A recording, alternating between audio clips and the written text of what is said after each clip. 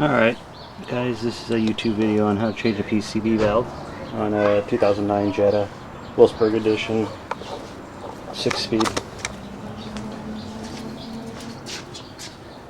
2.0 turbo. Proud owner of this piece of junk that I love, that breaks down all the time, and if you have a Volkswagen, you know you're going to have to start learning how to work on them. So here we go. PCB valve is here. I'm going to disconnect this hose,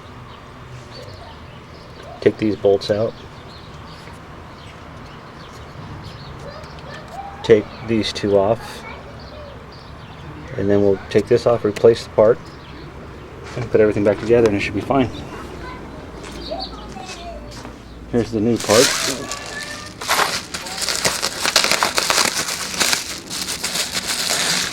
Got it from Volkswagen.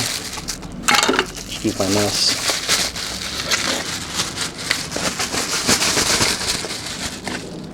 Got it from Volkswagen. Got it for $179.99. I guess it gave me a little bit of a deal. It should be $225, I believe. This is how it looks. And I'm guessing that this piece here is the one that goes bad. So let's go get started. Alright, so this is basically the tools you're going to need. Torx bit set. You see how they look? Just in case you need it. Need a wrench or a ratchet. That should be about it. Okay, so next what we did, took out the ignition coils. That's what they look like. They go out pretty bad, but these are still good. It's always good to have an extra one or two inside your trunk. You never know when they're going to go out. So you take those two out. That's how we're going to look there. We're going to take this bolt, this one, this one, this one, one right here, one right here, one right here, one back here. We're going to take all those out.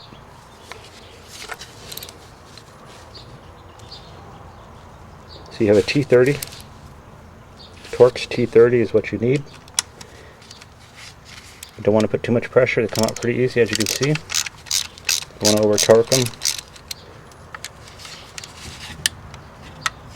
Very careful taking them out because you could strip them very easily. Even though these German machines are supposed to be high class, they got cheap metal and cheap plastic. Be very careful.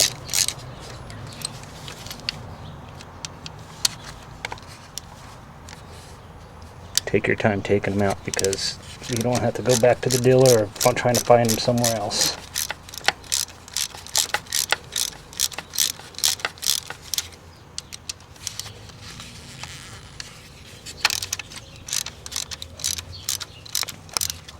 Okay, so we'll stop for now and I'll take all these bolts out and we'll come back to it once it's all taken apart. What we have here now, this comes out.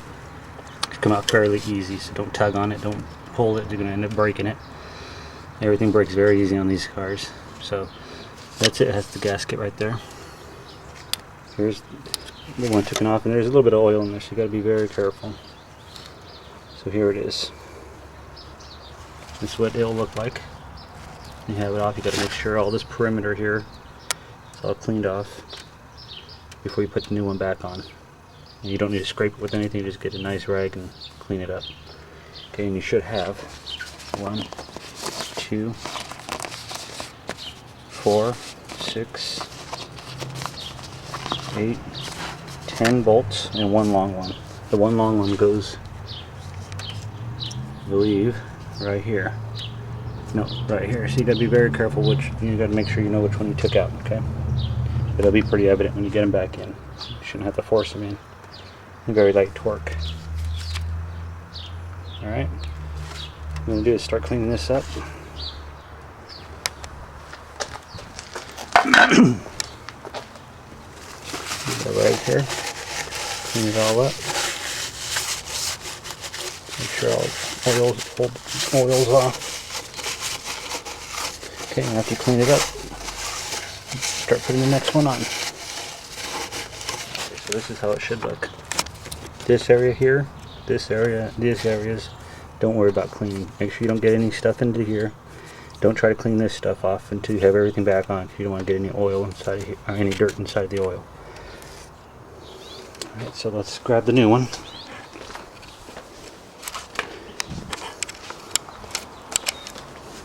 Here's the new one.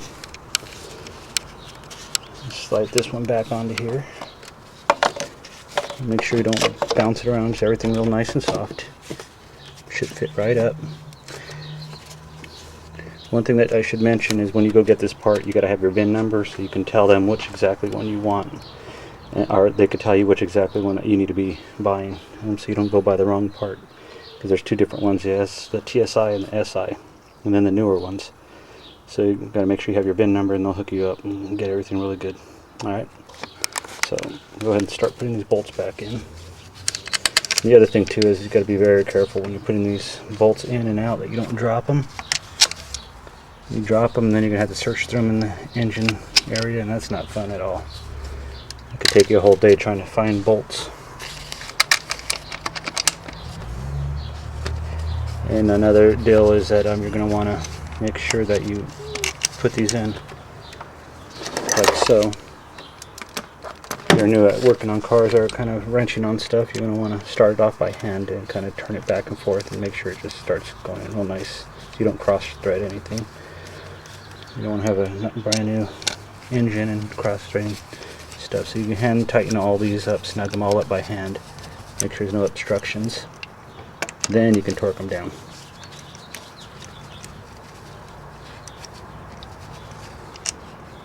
Okay, so got these in. Make sure you start from this side down this way. You can see the wire there. Wire connects here, so you put this in, it's going to be very hard to get it in. So you slide it on, just line them all up so they're all on. Snap, snap, snap, snap. They're all on. You can get your hose here. Slide, flip it back down, snapped, it's all in. That's all there is to it. Takes about 15 minutes to do this job. Probably save about $300 or $400 from the dealer. Buy it for $190 and or $225, and 10 minutes later you're alright. So that's about it. Now there's a cover that goes on top of here, and that comes off real easy, so that's all you need. Thanks.